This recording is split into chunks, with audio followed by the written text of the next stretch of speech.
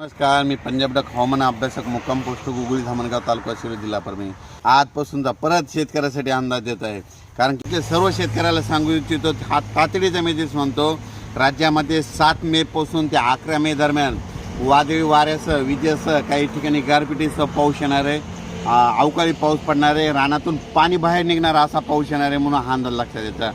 विभागावाई बोलायचं झालं तर राज्यात सुरुवातीला आपण पूर्व विदर्भातून सुरुवात करू.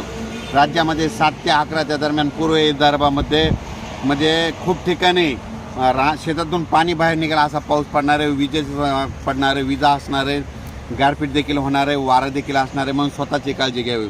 त्याच्यानंतर पश्चिम विदर्भात देखील सर्व शेतकऱ्याला सांगू इच्छितो 7 ते 11 मे त्या दरम्यान तुम्ही तुमची हळद असेल, कांदा असेल काढून झाकून ठेवा, कारण की 7 ते 11 दरम्यान जोरदार पाऊस पडणार आहे. ओढे नाले वाहतील असा पाऊस येणार आहे म्हणून हा अंदाज लक्षात येतात. त्याच्यानंतर मराठवाड्याकडे वळू. मराठवाड्यात देखील 7 ते 11 दरम्यान जोराचा पाऊस राहणार आहे. म्हणजे शेतातून पाणी बाहेर निघेल असा पाऊस राहणार आहे. ऊसावाल्यासाठी हा पाऊस चांगला राहणार आहे म्हणून हा अंदाज लक्षात घ्यायचा. आणि मराठवाड्यातले देखील सर्व शेतकऱ्यांनी ज्यांचा कांदा असेल, हळद असेल 7 तारखेच्या आत तुम्ही काढून झाकून ठेवा, साठवून ठेवा, कारण की खूप मोठा पाऊस असणार आहे म्हणून हे अंदाज लक्षात घ्यायचा. त्याच्यानंतर पश्चिम महाराष्ट्राकडे पश्चिम महाराष्ट्रात देखील शेतकऱ्याचा कांदा देखील काढणं चालू आहे. म्हणून त्या शेतकऱ्यांनी काय करायचं, आपण आपल्या कांद्याची काळजी 7 तारखेच्या झाकून ठेवायची, तयारी ठेवायची.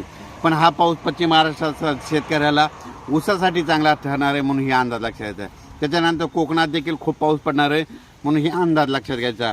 म्हणजे आतापर्यंत यावर्षीच्या उन्हाळ्यामध्ये म्हणजे मेमध्ये सगळ्यात मोठा पाऊस 7 ते 11 दरम्यान असणार आहे म्हणून हा अंदाज लक्षात घ्यायचा. उत्तर महाराष्ट्रात देखील हा चांगला पाऊस पडणार आहे. कांदे काढणे चालू आहे. शेतकऱ्यांनी 7 तारखेच्या तुम्ही तुमचे कांदे झाकून ठेवा, कारण की 8, 9, 10, 11 दरम्यान जोरात पाऊस पडणार आहे. शेतातून पाणी बाहेर निघणार आहे असा पाऊस असणार आहे. काही ठिकाणी गारपीट देखील होणार आहे म्हणून हा अंदाज लक्षात घ्यायचा. वारा देखील सुटणार आहे म्हणून हा अंदाज लक्षात घ्यायचा. मुंबई देखील पाऊस असणार आहे. त्याच्यानंतर मुंबईला देखील पडणार आहे. नाशिक सगळीकडे पाऊस असणार आहे म्हणून हा अंदाज लक्षात घ्यायचा.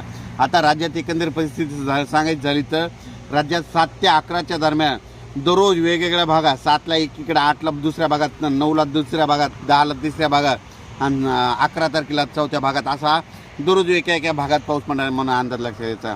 देशात एकंदरीत परिस्थिती बघायची झालं तर देशामध्ये आंध्र प्रदेश, तामिळनाडू, कर्नाटक, केरळ, छत्तीसगड या भागात देखील म्हणजे पावसाळ्यासारखा पाऊस पडणार आहे. त्या भागात मुसळधार पाऊस पडणार आहे. तिकडं मुसळधार पडणार आहे म्हणून त्याचा असर आपल्या महाराष्ट्रावर पाऊस येणार आहे म्हणून अंदाज लक्षात घ्यायचा. यावर्षी परत एक शेतकऱ्याला सांगू इच्छितो की यावर्षी देखील पावसाळा चांगला होणार आहे. जूनच्या शेवटच्या आठवड्यात पेरणीयोग्य पाऊस राहणार आहे म्हणून ही अंदाज लक्षात घ्यायचा. अचानक वातावरणात बदल झाला तर लगेच एक मेसेज दिला जाईल. धन्यवाद.